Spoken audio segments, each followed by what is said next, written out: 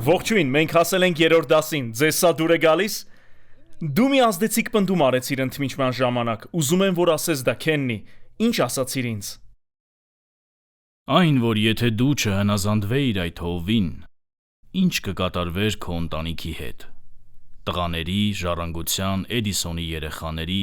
նրա ամուսնության հետ։ Նա կամուսնանար Ջուլիի հետ։ Դա տպավորեց ինձ, եւ ես հասկացա, որ մեր գործերն ազդում են ոչ միայն մեզ վրա, այլև մեր ժառանգության։ Այսպիսով, մենք ցույց տվինք, թե որքան կարևոր է հնազանդ լինել Աստծո անմիջական իշխանությանը։ Իսկ այս 4 դասերին ուզում եմ, որ խոսենք նրա լիազորած իշխանության մասին։ Կարդանք այս աստվածաշնչյան հատվածը, իսկ հետո մաս առ մաս քննարկենք։ Հռոմեացիների 13:1 եւ 2 Ամեն անձ թող հպատակվի կառավարող իշխանություններին, որովհետև չկա իշխանություն, որ Աստծուց չէ, եւ ներկա իշխանությունները կարգված են Աստծուց։ Ուրեմն ով հակառակվում է իշխանությանը, հակառակվում է Աստծո հրամանին, եւ հակառակվողները իրենց վրա դատաստան են բերում։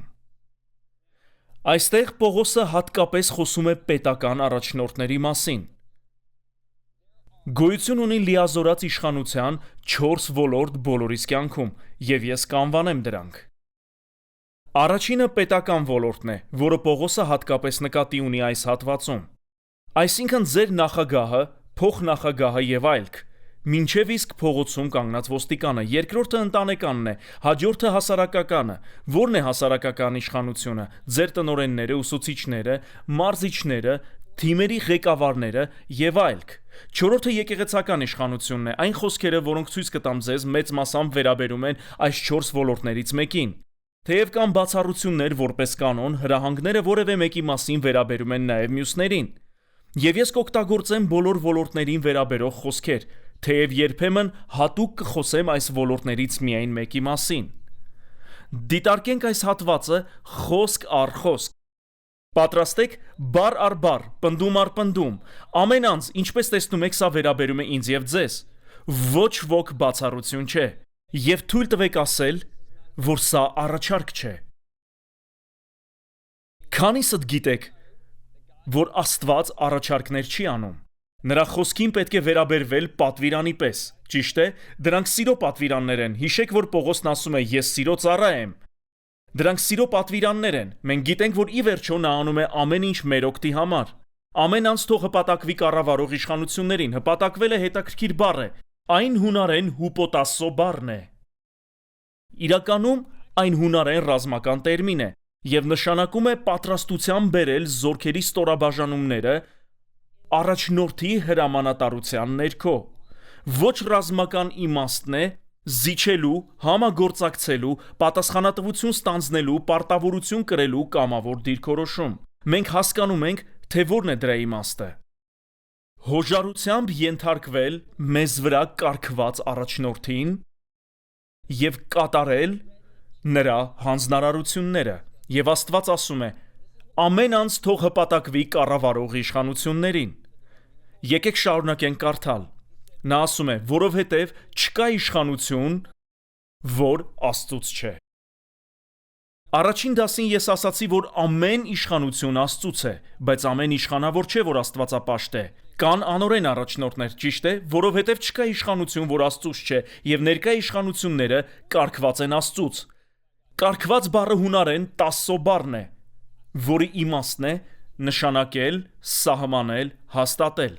Այս բառը ոչ մի դեպքում պատահականություն չի ենթադրում։ Թույլ տվեք ասել, թե երբ առաջին անգամ հասկացա սա։ Դուք կհասկանաք, թե քանի տարեկան եմ ես կբացահայտեմ, թե որքան տարեց եմ։ Ես շատ երիտասարդ էի, երբ Քլինթոնն ընտրվեց որպես Միացյալ Նահանգների նախագահ։ Դա 1992 թվականն էր։ Ես 3 օր շարունակ ընկճված էի։ Բառացիորեն ընկճված էի մինչև երրորդ օրը, երբ Աստված պարզորեն խոսեց ինձ հետ, նա ասաց. «Այնպես էր, ասես Տերը թույլ տվեց ինձ 3 օր թավալ գալ ընկճվածության մեջ իմ անհնազանդության պատճառով։ Նա ասաց ինձ. «Որդիս, ոչ ոք պաշտոն չի ստանձնում առանց իմ գիտության»։ Եվ հանկարծ ես հասկացա դա։ Իմ վերաբերմունքն ամբողջովին փոխվեց եւ ես սկսեցի աղոթել նախագահ Քլինթոնի համար։ Ես կխոսեմ այդ մասին ավելի ուշ։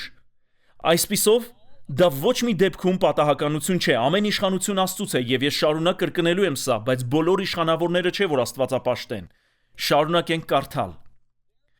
Ուրեմն, ով հակառակվում է իշխանությանը, հակառակվում է Աստծո հրամանին եւ հակառակվողները իրենց վրա դատաստան են բերում։ Այսպիսով, հակառակվելով լիազորած իշխանությանը, դուք հակառակվում եք նրան, ում Աստված կարգել է եւ լիազորել է իր իշխանությունը։ Ըստ էության դուք հակառակվում եք անձամբ Աստծուն։ Ես գիտեմ, թե ինչ տեսակի հարցեր են պտտվում մարդկանց մտքերում։ Սպասեք,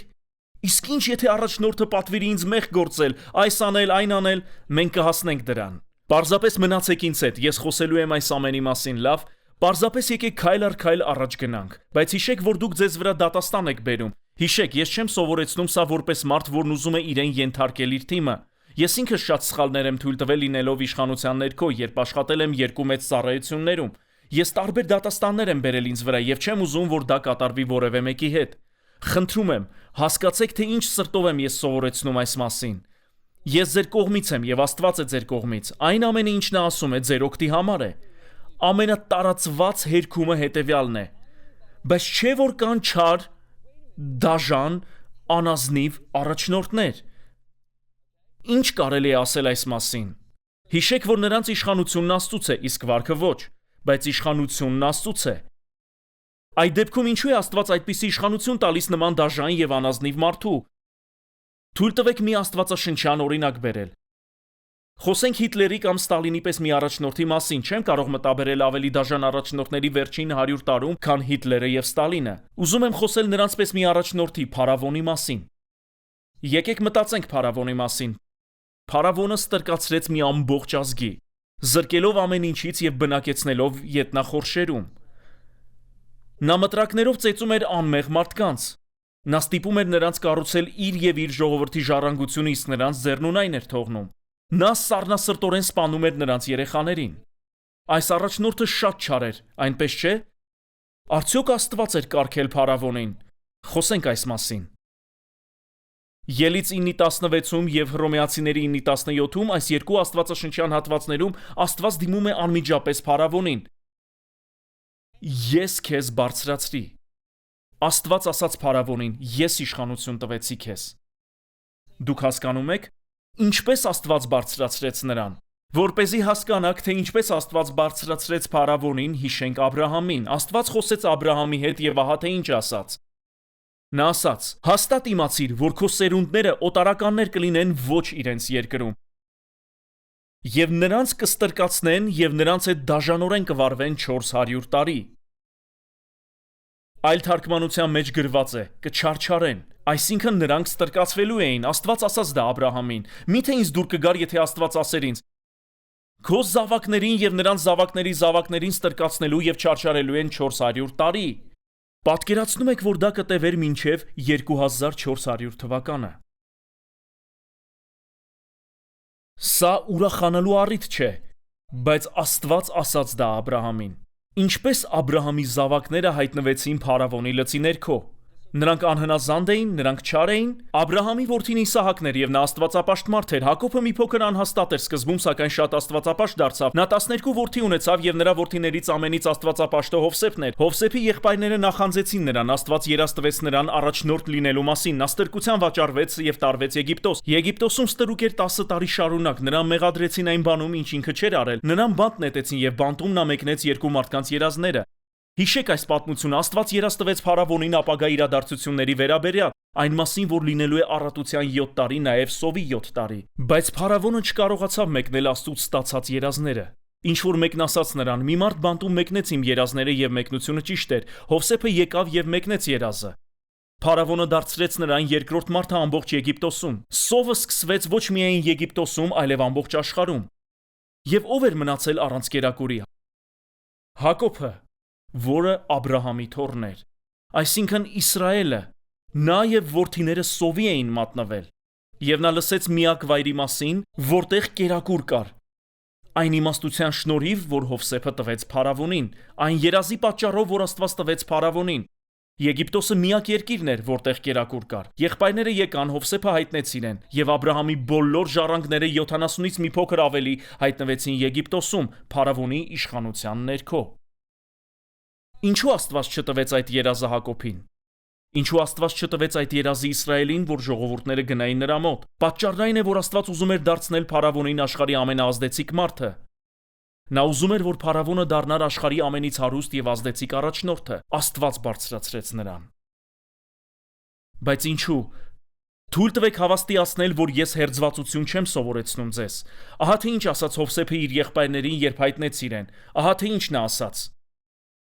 Եվ հիմա մի վշտացեք եւ մի նեղվեք, որ ինձ ծախեցիք այստեղ, որովհետեւ Աստված ուղարկեց ինձ ձեր առջև կյանք պահելու համար։ Եվ Աստված ինձ երկրորդ անգամ ձեր առջևից ուղարկեց, որ երկրի վրա ձեզ համար սերունդ պահի եւ ձեզ ապրեցնի մեծ ազատությամբ։ Եվ արդ ոչ թե դուք ուղարկեցիք ինձ այստեղ, այլ Աստված երրորդ անգամ։ Գուցե Հովսեփը չէր հասկացել, թե ինչ էր կատարվել, բայց գիտեք, թե ինչ է գրված Սաղմոսներում։ Այս խոսքում գրված է. Աստված ուղարկեց մի մարդու, որի անունը Հովսեփ էր, նրանց առջևից, որը ստրկության վաճառվեց։ Չարչարեցին նրա ոտքերը կապանքների մեջ։ Աստված էր, որ այդտեղ ուղարկեց Հովսեփին, եւ Աստված էր, որ երազ տվեց փարավոնին, եւ չտվեց այն Իսրայելին, Աբրահամի թորանը։ Ինչու Աստված այդպես վարվեց։ Պատասխանը գրված է Հովսեփի խոսքերում. ինչու հանուն փրկության։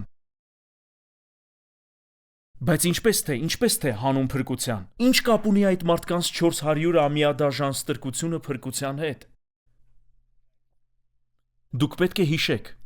որ այդ ժամանակ ոչ ոք երկրի վրա չգիտեր, թե ով էր Աստված։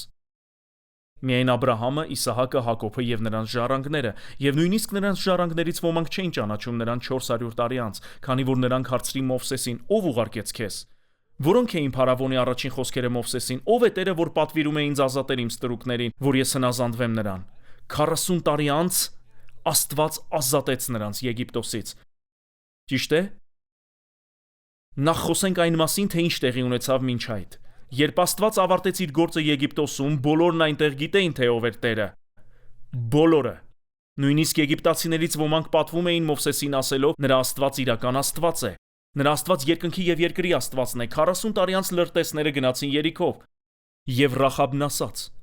մեր քաղաքների մարդկանց սրտերը հալվել են վախից։ Քանի որ մենք գիտենք Եգիպտոսը կործանող Աստծուն։ Ճշմարիտ Աստված ձեր մեջ է։ Հարյուրավոր տարիներ անց Հեղիի ժամանակ, երբ ժողովուրդը բերեց ուխտի տապանակը, երբ Ոփնին եւ Փենեհեսը բերեցին տապանակը, ժողովուրդը աղաղակեց։ Եվ փղշտացիներն ասացին. սա Էլոհիմն է, սա այն Աստվածն է, ով կործանեց եգիպտացիներին։ Մենք տեսնում ենք, որ Աստծո անունը հայտնի դարձավ աշխարհով մեկ։ Եվ սա Աբրահամին տրված մարգարեության սկիզբն էր. քեզանում բոլոր ընտանիքները օրհնված են լինելու։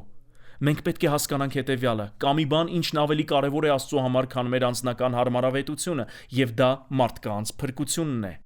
Եթե Հիսուսը գերադասեր իր անձնական հարմարավետությունը մեզնից ավելի, նա երբեք չէր մահանա խաչի վրա։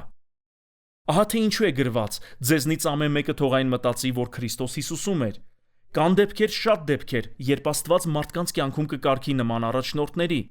Նրանց վարքը անկասկած Աստծուց չէ։ Նույնիսկ մի կապակցեք նրանց վարքը Աստծո հետ ոչ մի դեպքում, եւ մեկ օր այդ առաջնորդը կդատվի,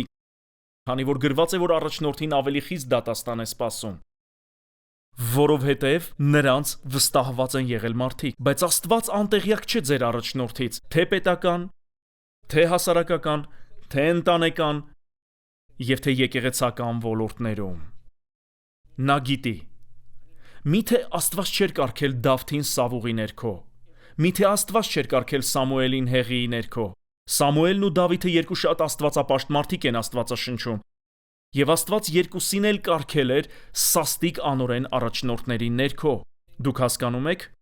բայց այդ մարդիկ հրաշալի առաջնորդներ դարձան։ Այդ ամենը պատահական չէր, եւ մենք դեռ կխոսենք այդ մասին։ Եկեք կրկնենք իշխանության 4 ոլորտները. պետական, ընտանեկան, հասարակական եւ եկեղեցական։ Ես խոսելու եմ յուրաքանչյուրի մասին հաջորդ 2 դասերին։ Տարիների ընթացքում շարունակ լսել եմ հետևյալ հարցերը, եւ դա տեղի է ունեցել ամեն անգամ, երբ սովորեցրել եմ կամ հիշատակել այս մասին։ Մարդկանց առաջին հարցը հետևյալն է. արդյոք հնազանդությունը անպայմանական է։ Ես պարտավոր եմ հնազանդվել իմ առաջնորդի ամեն ասածին։ Սա շատ կարևոր հարց է։ Ուզում եմ պատասխանել այս հարցին, քանի որ մտահոգված եմ, որ մենք կարող ենք կորցնել մեր մասնակիցներից մի քանիսին, եթե նրանք չլսեն իմ պատասխանը։ Այսինքն այն, ինչ Աստվածաշունչն է ասում այս մասին։ Ես կխոսեմ այս մասին հենց հիմա։ Բացենք Եբրայեցիների 13:17-ը։ Եբրայեցիների 13:17-ում տեսնում ենք, որ Պողոսը հատկապես խոսում է եկեղեցու առաջնորդների մասին, քանի որ գրված է. նրանք հսկում են ձեր անձերը։ Սա հատկապես եկեղեցական առաջնորդների մասին է, սակայն վերաբերում է նաև մյուս ոլորտներին։ Հնազանդվեք նրանց, ովքեր իշխանություն ունեն ձեզ վրա, եւ հպատակվեք, որովհետեւ նրանք հսկում են ձեր անձերը որպես մարդիկ, որոնք պետք է հաշիվ տան։ Թույլ տվեք նրանց անել դա ուրախությամբ եւ ոչ թե տրտմությամբ, որովհետեւ դա անօգուտ կլինի ձեզ համար։ Հիշեք, ես չեմ խոսում հոգուտ առաջնորդի, այլ հոգուտ ձեզ,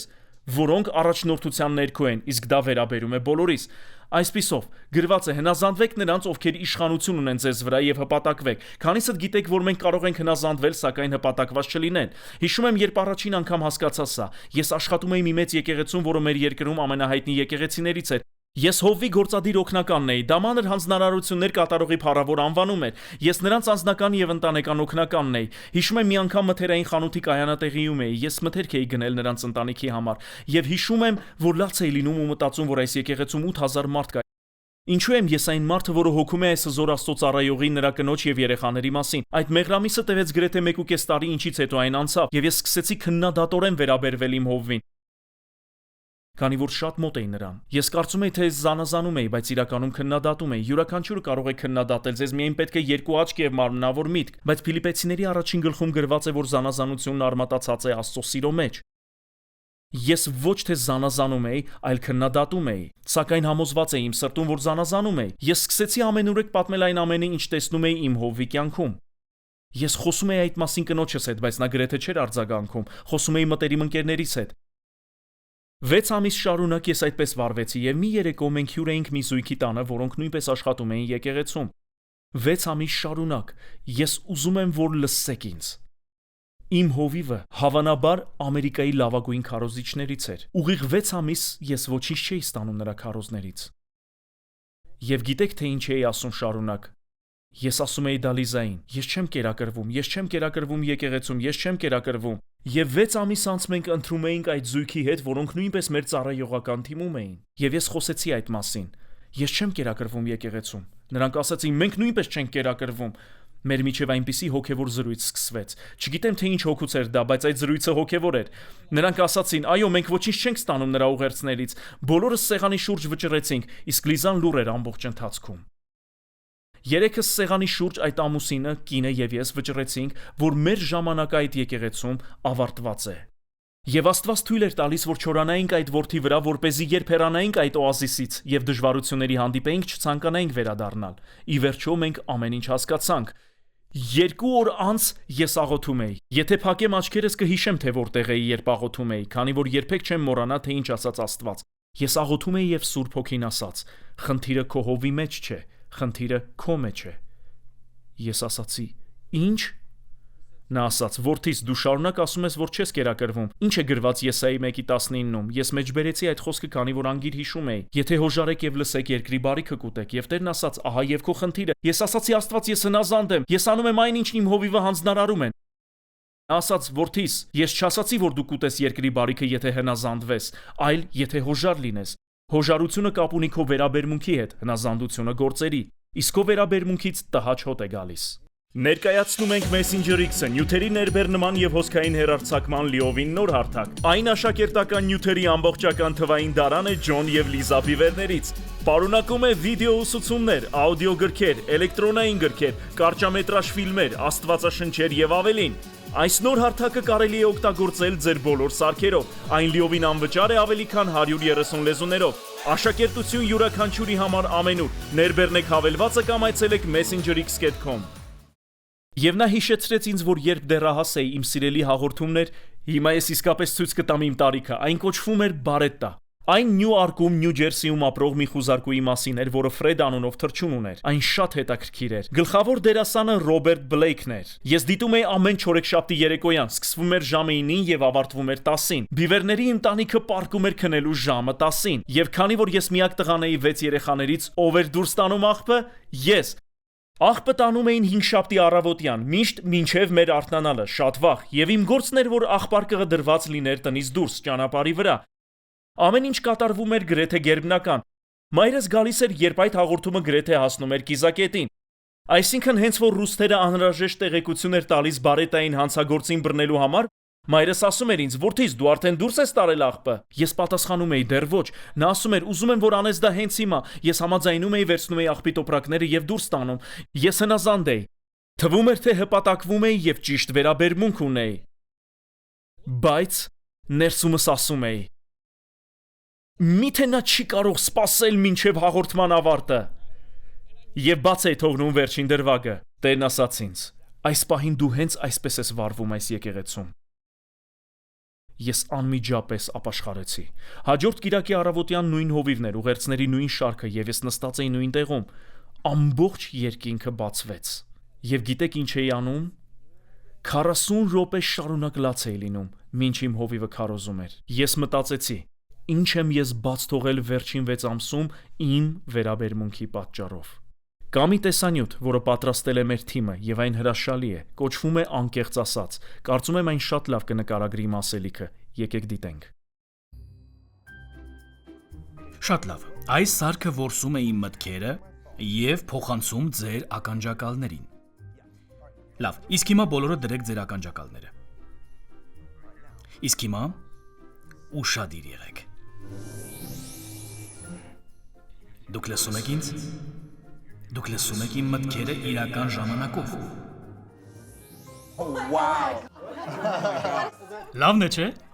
Ես գիտեմ, պարոն Էնթոնի, փորձեք այն։ Լավ, իհարկե։ Եթե չկատարեք երամսյակային պլանը, բոլորդ կհեռացվեք աշխատանքից։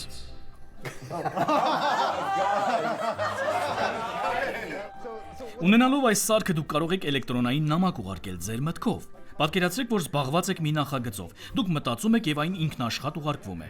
Ողջույն բոլորին։ Բարի գալուստ։ Ներողություն ուշանալու համար, ներողություն։ Ոչինչ, խնդիր չկա։ Հուսով եմ շատ բան բաց չթողեցի մեջ նոր հանդեսից։ Չելս, մազերդ շատ գեղեցիկ են։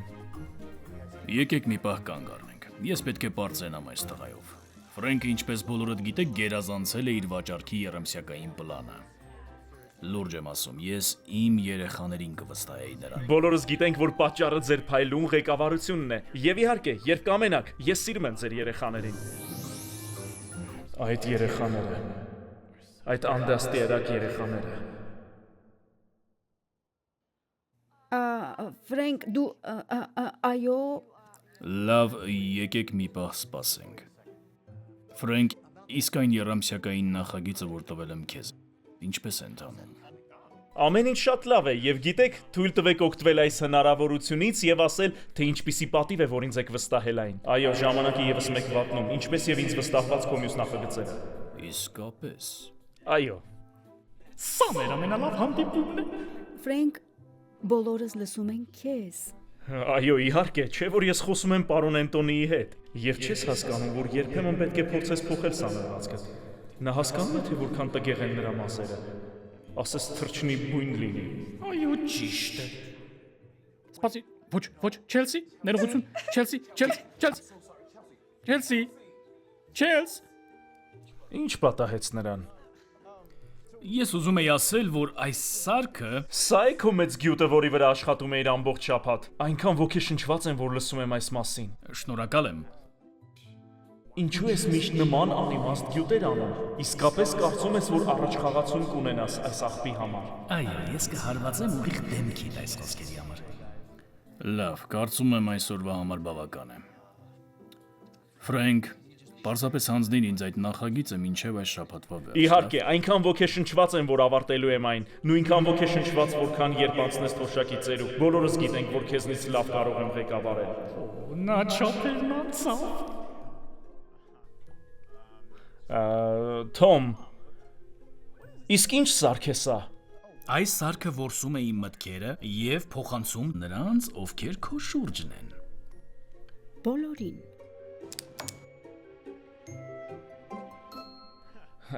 Սպասիր։ Այսինքն այս սարքը փոխանցում է իմ մտքերը։ Իսկ այն միացրած է հիմա։ Այն աշխատում է։ Այո, այն միացրած էր ամբողջ այս ընթացքում։ Իհարկե, չգիտեմ թե ինչ դուք լսեցիք վերջին մի քանի րոպեում։ Այո։ Դու հեռացված ես աշխատանքից։ Լավ, այո։ Թոմ, կտեսնվենք կամ ոչ։ Ոչ, Ցտեսություն, Ֆրենկ։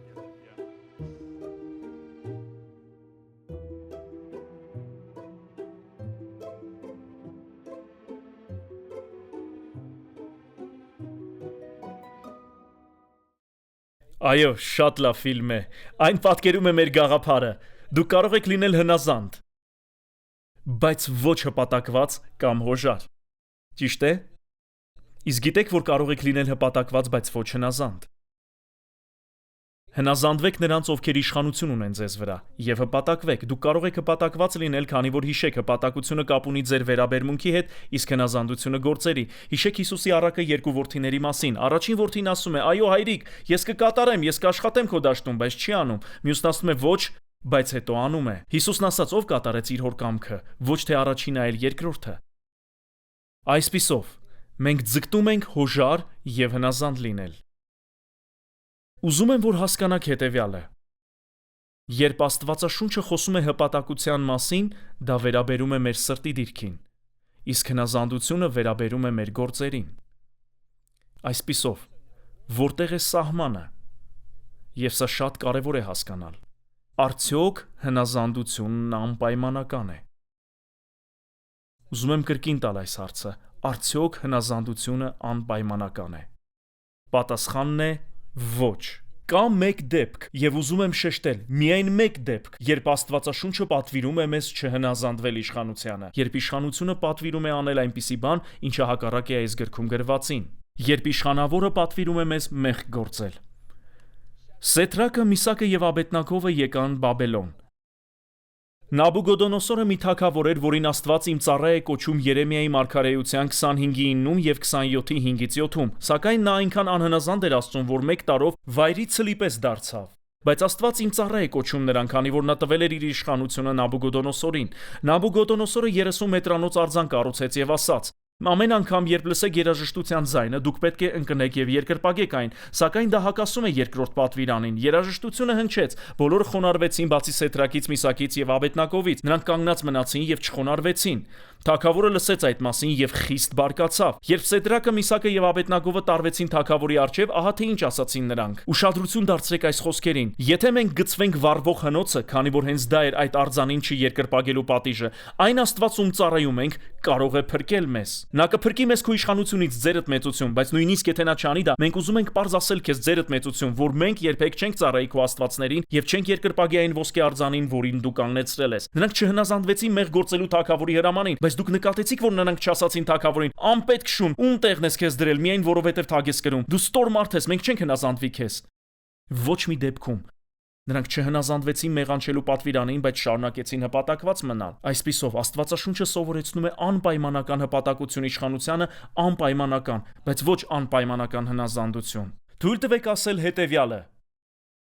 Դիտարկենք սա ընտանիքի տեսանկյունից։ Կարող ենք արագ անել դա։ Մենք կխոսենք ընտանիքի մասին հաջորդ դասերին։ Նույն կերպով կանայք, դուք պետք է ընդունեք ձեր ամուսինների իշխանությունը։ Դուք հասկանում եք։ Այդ դեպքում նույնիսկ եթե նրանցից ոմանք հրաժարվեն հնազանդվել բարի լուրին, ձեր աստվածապաշտ կյանքերը կխոսեն նրանց հետ առանց բառերի։ Եթե ամուսինը չի հնազանդվում Աստծո խոսքին, ում հանդեպ է նա վատ վարվելու։ Իր կնոջ, սակայն Պետրոսն ասում է. նրանք կշահվեն հետևելով ձեր սուրբ եւ երկյուղած կյանքերին։ Այլ կերպ ասած, ձեր հպատակված սրտին։ Իսկ կինը պետք է հնազանդվի ամուսնուն, եթե վերջինս պատվիրում է նրան մեղք գործել։ Ոչ, եթե օրինակ հեռախոսազանգ է գալիս, կինը պատասխանում է զանգին եւ ասում ամուսնուն. «Սիրելիս, քո տնօրենն է զանգում», իսկ ամուսինն ասում է. «Ասա նրան, որ ես տանը չեմ»։ Նա ասում է. «Սիրելիս, ես սիրում եմ քեզ»։ Կարող եմ ասել տնօրենիդ, որ հիմա դու չես ուզում խոսել նրա հետ, կամ որ դու կպատասխանես, բայց ես չեմ ստի։ Նա հպատակությամբ է վերաբերվում ամուսնուն։ Նա չի ասում անպետք, ինչու ամուսնացա քեզ հետ։ Նա ասում է սիրելիս, ես չեմ հնազանդվելու մեղք գործելու քո պատվերին։ Նա հպատակությամբ է վերաբերվում ամուսնուն, բայց չի հնազանդվում։ Ամուսինն ասում է կնոջ, այլևս եկեղեցի չգնաս։ Նա ասում է սիրելիս, ընթրիքը ջեռոցում է, ես շատ եմ սիրում քեզ, բայց Աստված ասում է միասին հավաքվելը մի թողեք։ Ես եւ երեխաները եկեղեցի ենք գնում։ Նա անում է դա հպատակությամբ, քանի որ գրված է, որ մենք պետք է վերաբերվենք անպայմանական հպատակությամբ, բայց նա չի հնազանդվում ամուսնու ասածին։ Իրականում թույլ տվեք ասել հետևյալը. Աստվածաշունչը ցույց է տալիս, որ Աստված կօրհնի նրանց, ովքեր չեն հնազանդվում մեղք գործելու պատվերին։ Փարավոնը հրամայեց մանկաբարձներին, որ սպանեն նորածին տղաներին, նրանք չարեցին դա, եւ տեսեք, Բայց քանի որ մանկաբարձները վախենում էին Աստծուց, նրանք հրաժարվեցին հնազանդվել թագավորի հրամանին։ Ինչու՞, քանի որ թագավորը հրամայեց նրանց սպանել մանուկներին, նրանք թողնում էին, որ տղաներն էլ ապրեին, եւ քանի որ մանկաբարձները վախենում էին Աստծուց, հնազանդվելով նրան ավելի քան թագավորին, նա ընտանիքներ տվեց նրանց։ Նրանք օրհնություն ստացան։ Եթե հիշում եք, Պողոսը ծեփած պատ անվանեց քահանայապետին, բայց նախ եկեք ավելի ետ գնանք դեպի Պետրոսը եւ Հովհաննեսը։ Նույն մարդիկ հրամայեցին Պետրոսին եւ Հովհաննեսին. այլևս չքարոզեք եւ չսովորեցնեք Հիսուսի անունը։ Դա հակառակ է Աստծո խոսքին։ Հիսուսն ասաց. գնացեք աշխարհով մեկ եւ քարոզեք ավետարանը։ Ահա թե ինչ ասացին Պետրոսն ու Հովհաննեսը։ Բայց Պետրոսն ու Հովհաննեսը պատասխանեցին. կարծում եք Աստված ուզում է, որ հնազանդվենք ձեզ, թե իրեն։ Ճիշտ է։ Եվ գիտեք, թե արդյունքում ինչ տեղի ունեցավ։ Մեծ զորությամբ, անմիջապես այն բանից հետո, երբ որոշեցին անհնազանդ լինել, եւ առաքյալները մեծ զորությամբ վկայություն էին տալիս հարության մասին։ Աստված օրհնեց նրանց, քանի որ նրանք հրաժարվեցին մեղանչել։ Ինչ վերաբերում է հպատակությանը, եկեք վերադառնանք Պողոսին։ Նա ծեփած պատ անվանեց քահանայապետին, նրան ապտակեցին, երբ նա այդպես անվանեց քահանայապետին։ Ահա Պողոսի խոսքերը. ներողություն, եղբայրներ, ես չգիտեի, որ նա քահանայապետն է, պատասխանեց Պողոսը, որովհետև գրված է. չար կերպով չխոսես քո իշխաններից որևէ մեկի դեմ։ Ինչպես տեսնում ենք, աշակերտների դիրքորոշումներ մենք չենք հնազանդվելու նրանց հրամաններին։ Հիշեք, որ փարիսեցիները միայն հոգևոր առաջնորդներ չէին, նրանք նաև կառավարում էին Իսրայելը, քանի որ Հռոմը ինքնավարություն էր տվել նվաճված ազգերին։ Պողոսի եւ մյուս առաքյալների դիրքորոշումներ. եթե մեզ պատվիրեն մեղանչել եւ չհնազանդվել Հիսուսի խոսքին, մենք չենք անի դա։ Բայց մենք հպատակությամբ կվերաբերվենք նրանց։ Պողոսը ներողություն խնդրեց, ների՛ր, որ այդպես խոսեցի քեզ հետ։ Նա հպատակությամբ վերաբերվեց Անանիային, այն քահանայապետին, որը պատվիրեց ապտակել իրեն։ Դուք հասկանում եք այս ամենը։ Կա ավելին, ինչի մասին պետք է խոսել։ Հուսով եմ, ես հանդարտեցրի ձեր վախերը։ Մի քանիսի վախերը, որոնք առաջացան սկզբում, երբ մեջբերեցինք այս խոսքը։ Ամեն անց թող հպատակվի կառավարող իշխանություններին։ Մենք տեսանք, որ Աստված ոչ մի դեպքում նկատի չունի, որ հնազանդվենք մեղք գործելու կամ նրա խոսքին չհնազանդվելու հրամանին։ Կա ավելի բարձր իշխանություն։ Ես ուզում եմ շեշտել սա։ Ուզում եմ շեշտել սա այս դասին, ամբողջ այս դասընթացում։ Ես կշեշտեմ սա մնացած բոլոր դասերին։ Բայց մենք սկսում ենք հասկանալ այն օրհնությունը, մատակարարումը եւ խաղաղությունը, որոնք գալիս են, երբ հպատակվում ենք Աստծո իշխանությանը, անմիջական կամ լիազորած։ Մենք ավելին կխոսենք իշխանության մյուս 3 ոլորտների մասին հաջորդ 2 դասերին։